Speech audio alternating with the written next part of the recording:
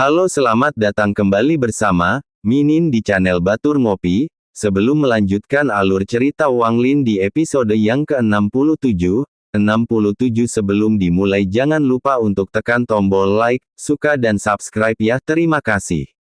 Di sini terlihat Wang Lin kembali ke gerbang abadi dengan langsung mengaktifkan jiwa bayangan untuk melindungi tubuhnya, melihat ada kultivator tahap awal formasi jiwa terluka, maka kultivator lain langsung mencari keuntungan untuk mendekati Wang Lin, namun mereka langsung diserang oleh jiwa gentayangan yang berjaga untuk melindungi Wang Lin, yang membuat kultivator lain langsung mundur karena ketakutan setelah melihat itu. Melihat Wang Lin yang terluka melihat itu Danang pun panik dibuatnya, sini Wang Lin langsung memulihkan diri karena jiwa materialnya sudah semakin parah, akibat pertarungan kemarin. Tak lama setelah itu muncul seseorang dari klan iblis raksasa. Kenapa Wang Lin bisa terluka separah ini, dan menyadari orang ini berasal dari klan iblis raksasa. Wang Lin memberitahu, bahwa fragmen alam abadi telah runtuh. Mendengar itu pun orang ini langsung terkejut, soalnya nggak sebarangan orang yang bisa lolos dari runtuhnya fragmen alam abadi tersebut. Lalu disendiri memperkenalkan namanya pada Wang Lin, nama saya Jihu, dan langsung bertanya, siapa nama Wang Lin ini, dan di sini Wang Lin masih menggunakan namanya sebagai Zhen Niu, untuk nama samarannya ini. Mendengar itu Jihu pun tahu jika kultivator kuat yang bernama Hua Zeng tersebut, dari negara surgawi saja, dan melihat Wang Lin yang masih muda namun sudah mencapai tahap formasi jiwa, bahkan bisa mengendalikan jiwa gentayangan dari alam kehancuran pun, dan Jihu pun meyakini bahwa Wang Lin ini adalah murid inti dari faksi tingkat 5, maka dari itu pun Jihu meminta bicara sebentar dengan Wang Lin. Di sini Wang Lin pun menarik lagi jiwa gentayangan sebagai tanda bahwa Wang Lin menyetujui ajakan Jihu tersebut.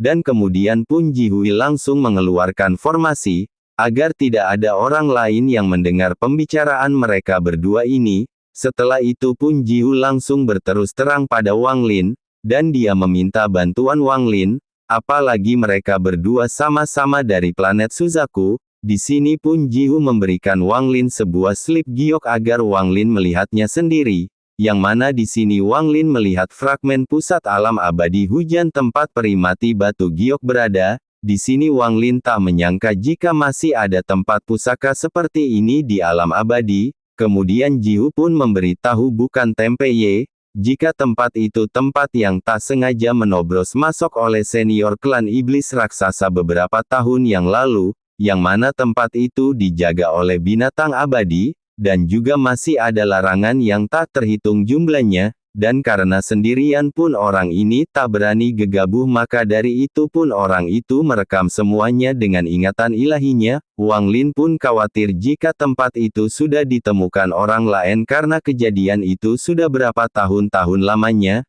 namun Jihu yakin jika tempat itu tak mungkin ditemukan oleh orang lain. Namun untuk alasannya Jihu tidak mengatakannya. Wang Lin pun khawatir jika Jihu ini tertarik karena jiwa gentayangan karena sebelumnya mereka tidak saling kenal. Namun Jihu berani mengajak Wang Lin membentuk time. Lalu Wang Lin pun berkata jika hanya mengandalkan mereka berdua saja takutnya akan sulit untuk masuk ke tempat tersebut. Di sini pun Jihu berkata, selain dengan Wang Lin, Jihu juga sudah membuat janji dengan seseorang yang mana jika mereka bertiga pergi bersama maka keyakinan besar untuk bisa masuk ke alam tersebut, dan pada saatnya Jihu sendirinya akan membagikan harta karunnya secara sama rata. Kemudian Jihu pun meminta Wang Lin untuk mempertimbangkan dan jika Wang Lin setuju maka 1 bulan lagi Wang Lin harus datang ke fragmen yang sudah terukir di giok tersebut. Dan sebelum pergi Jihu menantikan kedatangan Wang Lin ini. Di sini Wang Lin tak akan mengambil resiko dulu sebelum lukanya pulih seutuhnya.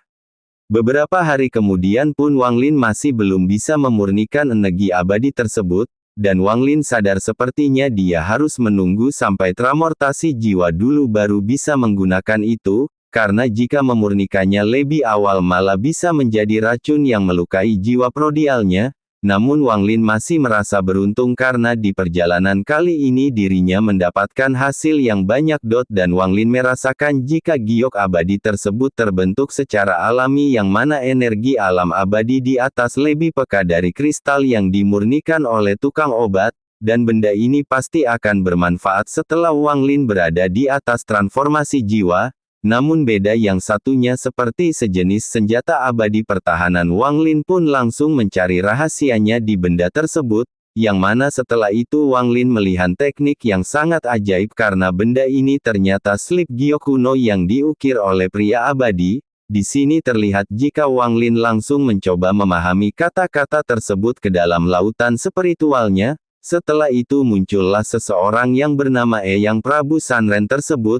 Dan seumur hidupnya orang ini ingin selalu menciptakan senjata ajaib yang terkuat di planet ini, namun sayangnya musibah datang tiba-tiba yang mana usahanya seumur hidup tak bisa dilanjutkan lagi, dan dia pun hanya bisa menyegel kereta jiwa seperlunya saja. Dan di kehidupan mendatang, jika ada orang yang berjodoh dengan slip giok ini maka dipersilakan pergi untuk mengambil kereta penembak dewa tersebut. Di sini Wang Lin merasa bahwa pusaka abadi itu berada di goa persembunyian Emang Prabu Sangren, dan harta karun yang terbuat dari bahan alam abadi tentu saja tak ada bandingannya dengan senjata ajaib alam bawah, maka dari itu pun Wang Lin tak akan menyia-nyiakan peluang keberuntungan ini. 10 hari kemudian pun terlihat Wang Lin sudah berada di fragmen hutan batu alam abadi hujan. Sini Wang Lin pun sudah mencari semua fragmen alam abadi yang dicatat oleh Sakte Pedang Dahluo, sudah mencari ke semua fragmen alam abadi ini karena sangat luas. Di sini terlihat ada dua orang yang bertarung dan salah satunya meminta tolong kepada Wang Lin. Terlihat seorang yang bernama Si Manyun dari Sui planet Suin pun meminta agar Wang Lin cepat pergi, karena masalah ini tak ada hubungannya dengan Wang Lin. Setelahnya orang lain satunya berkata Si Manyun ini ingin merebut kristal abadi miliknya, dan jika Wang Lin mau membantunya maka orang ini akan membagi dua kristal abadi dengan Wang Lin.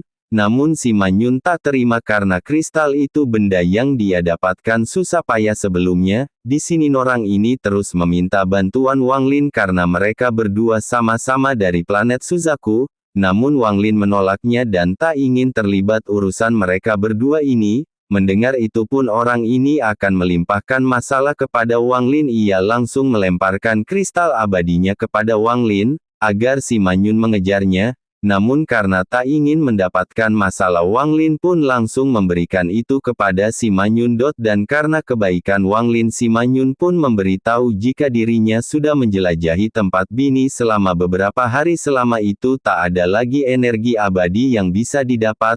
Kemudian Mayun bertanya kepada Wang Lin apakah masih punya titik formasi lain. Jika punya maka mereka bisa saling bertukar peta teleporasi tersebut. Lalu Wang Lin pun memberikan peta slip giok teleportasi, untuk saling tukar peta giok abadi. Wang Lin pun bertanya Si Mayun ini mau bertukar apa kepada Wang Lin. Setelah Mayun mengeluarkan fragmen petanya, Wang Lin pun terkejut karena orang ini mempunyai 5 fragmen peta. Di sini Mayun berkata peta ini mempunyai 21 titik batu kristal abadi, dan tak lama setelah itu mereka berdua langsung barter slip giok mereka. Setelah itu pun Manyun mengundang Wang Lin untuk main ke planet Cuyun jika ada kesempatan di masa depan.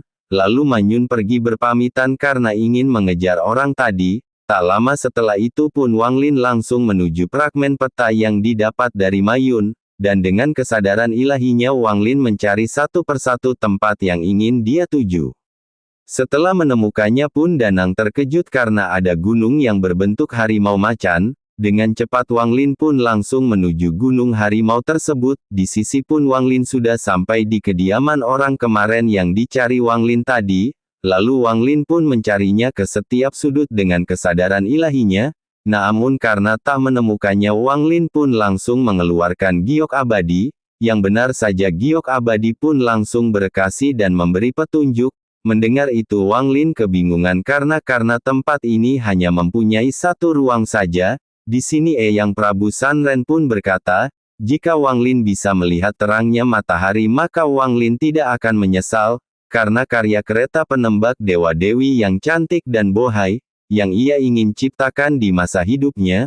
Lalu tanah pun bergetar langsung mentenggelamkan Wang Lin. Kemudian giok tersebut langsung menempelkan ke sebuah gerbang. Ternyata giok tersebut adalah kunci untuk membuka ruangan tersebut. Di sini Wang Lin masuk dengan sangat hati-hati karena Wang Lin tak tahu apa masih ada jebakan-jebakan Batman lagi dalam goa ini. Dan tak lama setelah itu pun Wang Lin akhirnya menemukan kereta pembawa jada pirang tersebut. Salah, kereta penembak dewa tersebut yang mana bentuknya sangat gagah menyerupai kereta Nyi Lorong Kidul tersebut, yang nyata seperti hidup. Saat Wang Lin melangkah maju, tiba-tiba binatang macan pun hidup dan ingin menyerang Wang Lin. Di sini Wang Lin pun merasakan tekanan yang sangat kuat karenanya, ditekan sedikit ditahan biar asik. Untungnya binatang ini masih dirantai dan hanya mengaung-ngaung saja, walaupun itu masih memberi tekanan yang kuat. Di sini Wang Lin sadar karena dirinya masih dikultivasi jiwa jadi tidak bisa menggunakan segel macan sepenuhnya. Lalu Wang Lin memberi energi ngantuk agar binatang ini tertidur sementara dulu. Kemudian Wang Lin pun langsung memasang larangan agar binatang itu masuk kembali dan agar Wang Lin pun bisa mengambil harta tersebut. Wang Lin pun mengakui jika benda ini adalah mahakarya yang tinggi sang sepenuhnya didukung oleh jiwa binatang yang kekuatannya tak akan mengecewakan Wang Lin. Wang Lin pun melihat binatang kecil yang mana ini aja yang bisa dikendalikan ya. Wang Lin pun dalam hatinya bergembira ria dalam perjalanan tersebut dia banyak menemukan benda pusaka, dan resikonya juga besar juga cie. Di sini Wang Lin berpikir untuk menerima undangan dari Jihu secara matang sebab selain 3 pedang abadi sejumlah baju giok abadi tersebut sangatlah berharga untuk meningkatkan kultivasi Wang Lin bisa mencapai tahap infronasi jiwa. Baka situnan bisa segera dibangunkan dan gaun abadi itu nasi bisa dibawa pulang untuk limuan. Tak lama setelah itu pun terlihat pintu alam abadi pun segera dibuka. Jihui yang sudah menunggu pun tahu ada yang datang namun tak tahu siapa yang datang, antara 2 orang yang sudah diundang yaitu, dan yang datang ini ternyata adalah Hong Di. Lalu Hong Di berkata masalah ini tidak akan baik kalau yang dikatakan Jihu adalah palsu. Jihu pun meminta Hong Di tak usah khawatir karena slip giok itu ditulis sendiri oleh pendiri klan raksasa kami. Di sini Jihu memberitahu. Mendengar itu pun Hong Di langsung setuju dan ikut bersama Jihu. Namun di sini Hong Di meminta peti mati batu giok tersebut. Jihu pun berkata diri ia tak bisa menjanjikan itu, karena selain mereka berdua masih ada 1 orang lagi yang ikut. Dan Jihu sudah berjanji pada orang itu jika harta karun ini akan dibagi secara adil dan sama rata sebagai tuan muda dari klan iblis raksasa Jihu akan menepati janjinya. Bukannya omdong kayak kamu yang lagi ngopi wi. Hong Di pun berkata siapa orang tersebut yang ikut. Jihu pun menjawab jika orang tersebut bernama Zhen Yu. Orang ini dari planet yang sama yaitu dari planet Suzaku juga. Tak lama setelah itu pun Wang Lin juga sudah sampai di tempat ini namun dengan cepat dan padat. Hong Di langsung menyerang Wang Lin tersebut. Bersambung kita lanjut di episode berikut ya guys. Terima kasih bye bye.